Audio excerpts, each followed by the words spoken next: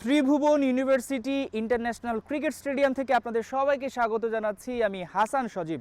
আমার পেছনে যে দৃশ্য, এই দৃশ্য যে কোনো মানুষকে মুগ্ধ করবে, আর আরও বেশি মুগ্ধ হবেন যারা ক্রিকেট প্রেমী রয়েছেন, যারা ক্রিকেট খেলেন কিংবা নাই খেলেন।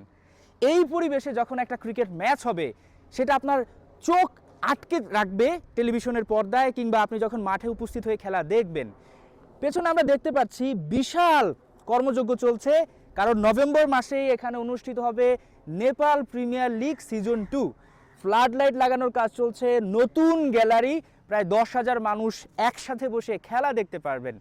এই যে চমৎকার পরিবেশ, পাহাড় এক পাশে, আরেক পাশে গাছপালা, নিশ্চয়ই ক্রিকেটটা একদম জমে ক্ষীর হয়ে যাবে।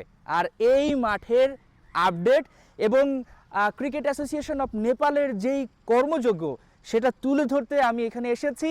আপনারা চোখ রাখবেন 71 খেলাযোগে।